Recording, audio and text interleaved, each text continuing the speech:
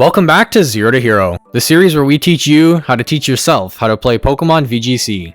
We're kicking off a new series where we go over how to actually play specific team archetypes. It can be easy to think of a team or an archetype in a vacuum, and to understand the basics of how a team functions and wants to win the game. But in this series, we'll take a look at what tactics you actually use in-game to make the team or archetype function to its fullest potential. Today, we'll be taking a look at Hyper Offense. It wants to do damage quickly. But what steps actually take place to accomplish that goal? What happens if the team loses speed control? What if there just isn't enough damage to take out a threat? What happens when the opponent stalls with Fake Out and Protect? These are the types of questions we'll answer in this series. Just before we get into it, make sure to subscribe and like the video. It seems small, but it goes a long way. And we do have a Patreon if you're interested in supporting the channel directly. Feel free to check out my previous archetype video to see more info about building archetypes, and here we'll focus more on how to actually play it. As we do in each video of this series, we will look at the goal of the team, as well as a couple examples of teams, how to actually make plays that achieve your goal by executing specific tactics, and we will consider how to play around the archetype's bad matchups. As mentioned, today we'll cover the Hyper Offense archetype. First up, what is the goal of Hyper Offense teams? It seems straightforward, to KO Pokemon as fast as possible, and end games without giving the opponent any breathing room to react or reposition. This is the underlying goal, and it's one of the most straightforward archetypes, but there is much more going on under the hood than it seems at first glance. And a big reason why many new players gravitate towards it is because it seems easy to pilot. But without understanding the nuance to the positioning and team building needed for HO teams to function well, they can quickly crash and burn. Good Hyper Offense teams are not just 6 offensive Pokemon, but usually 3 or 4, and around 2 strong supportive or bulky pieces that still allow positioning while still having significant damage or damage enhancement.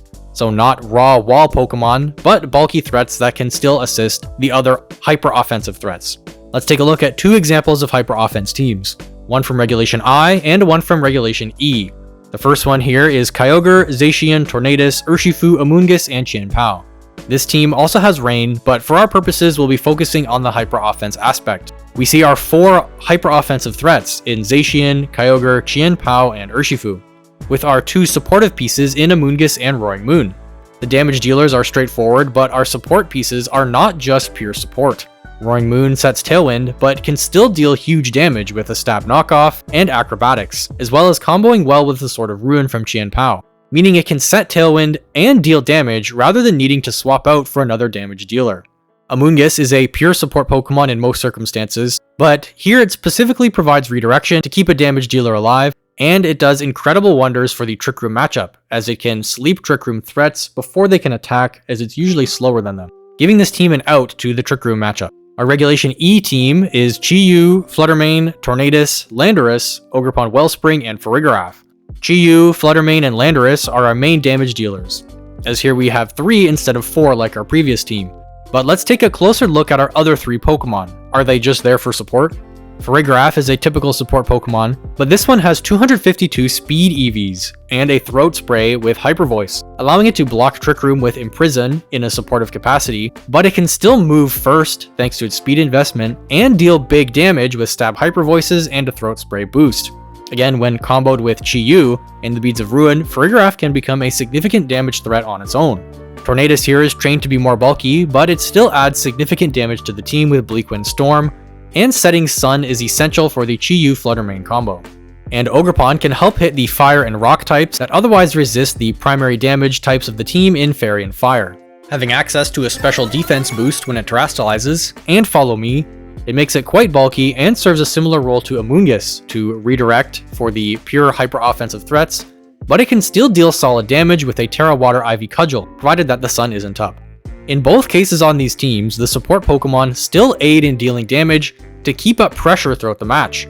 If you rely on pure supportive Pokemon on Hyper Offense teams, when that Pokemon is left on its own, or when it's on the field at any point, it means it's taking the place of another Pokemon that could be doing more damage. So having damage on these supportive Pokemon is incredibly important.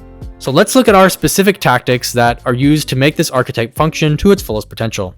In this series, we'll consider 3 specific tactics you can use in games to play the archetypes better, as well as 1 or 2 tactics specific to the archetype's bad matchups. Our first tactic for Hyper Offense is your timing of Tailwind.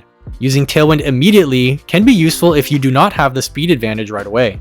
One mistake many new players make is using Tailwind right away when it's not needed, and your Pokemon are already faster than your opponents. If you set Tailwind when you don't need it, it means you're burning through the limited Tailwind turns you have, and it often expires before you're able to close out the game when the opponent brings in a faster threat later. So make sure you only use Tailwind when you actually need it to outspeed something. You could have another damage threat on the field rather than a Tailwind setter just taking up space. If you need to match Tailwinds against an opponent, make sure to preserve your Tailwind setter. Sometimes even if it means switching in or sacrificing an offensive threat, being able to set a second Tailwind when needed can be what wins you the game. Our second tactic is pressuring protects, fake outs, and switches. When an opponent has protect or fake out, force them to use it. If they only have one Pokemon that can protect on the field, either one of their Pokemon just protected, or it doesn't have protect, you can safely double into that slot for KOs and big damage. Many players get in their own heads and end up attacking the other slot when a Pokemon is vulnerable.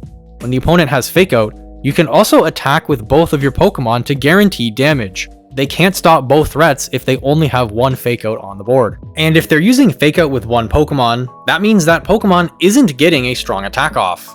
So you're guaranteed to do damage if you attack with both of your offensive threats. If you try to play a guessing game and protect one of your offensive threats and deal damage with the other, if you lose the guessing game, both of your Pokemon will not be doing anything for the turn. So being able to double up into Pokemon that cannot protect, or still being able to attack with both Pokemon when only one of them is under threat from a Fake Out, helps you keep up your damage pressure throughout a game. Our last tactic is planned sacrifices.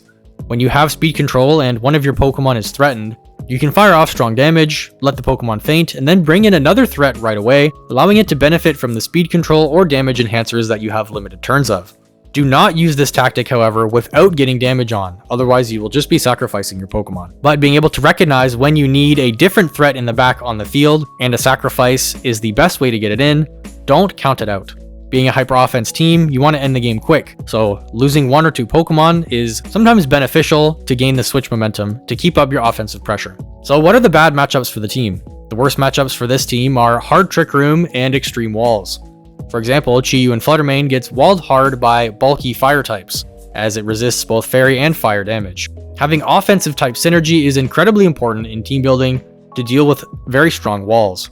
Having a way to stop Trick Room is also essential. So how do you play against Trick Room? You can use things like Taunt or Imprison to stop the Trick Room, but Taunt can often be blocked by the common Psychic terrain on Trick Room teams, as many players use only Prankster boosted taunts. Other players often use bulky Imprisoned Pokemon, and if you're using a bulky Imprisoned Pokemon to stop the opponent from using Trick Room, then your bulky Pokemon isn't keeping up the damage pressure with your team. So if using Imprison, try use a Pokemon that has more offense that can still deal damage while imprisoning, and if using Taunt, try to use Pokemon that aren't Prankster boosted to be able to avoid those priority blockers. Ultimately, the best way to stop a Trick Room Pokemon is to just KO it. So if you have the damage to be able to remove any Trick Room setters, aim to have that as your primary goal before relying on things like Taunt or Imprison. Our other tactic for playing against Trick Room is knowing when to change your game plan from hyper offense to stalling out the Trick Room. If they have Trick Room up, you are no longer trying to press offense, as they have the speed advantage, and your Pokemon are usually quite frail. So if you just try to continue attacking, they will move first and take you out before you can move. Here's where the support Pokemon on the team and the bulky Pokemon can come in big time, as well as the value of still having Protect on your offensive Pokemon. Many suboptimal hyper offense teams lack any protects and just run 4 offensive moves. The Rain hyper offense team had Protect on every single Pokemon, and our Sun team had 4 protects still. Being able to protect with them and pivot around your bulky support Pokemon to take hits, and even your frailer support Pokemon to take one hit even if it means it being knocked out, goes a long way in stalling out Trick Room turns. When playing against heavy walls, the biggest piece that hyper offense teams have is to hit them super effectively. It sounds very straightforward, but against frailer targets, hyper offense can often pick up KOs with just strong neutral attacks. But against very tanky walls, neutral damage is not enough to break through them. So you need to capitalize on their type weaknesses. This is only possible, of course, if you thought about this in the team preview beforehand, and even before that during team building. So that means you need to team build and have the correct offensive type synergy, and you need to bring the correct threats in team preview. For example, if they have a Heatran and your main game plan is Chi-Yu and Fluttermane, It resists both fire and fairy, so you'll need to bring the Landorus you have in the back to hit that for super effective damage, as you just won't be able to break through it with quad resisted fire attacks. Our second tactic against walls only applies in very rare circumstances and only on teams that are built to absolutely overwhelm Pokemon in the first place. Sometimes, if you have enough damage enhancers, you can just hit the walls with immensely powerful, not very effective attacks. And if you can land 2 or 3, it will often be enough to pick up the KO. Again, this only works on teams like this one, that runs enough damage enhancers. For example, with the Chi-Yu, its Beads of Ruins, its Choice Specs, and a Sun Boost, and opting for single target damage with Flamethrower. Sometimes this can 2-hit KO even Pokemon that resist fire. However, this will only work on middling bulky Pokemon and not extremely bulky Pokemon, and it won't work against 4 times resistances. Thanks for tuning in how to actually play Hyper Offense. I'd love feedback in the comments if this series helps, and what else you might want to see from it going forward. Huge thanks again to all the Patreons who support the channel, and thank you for watching.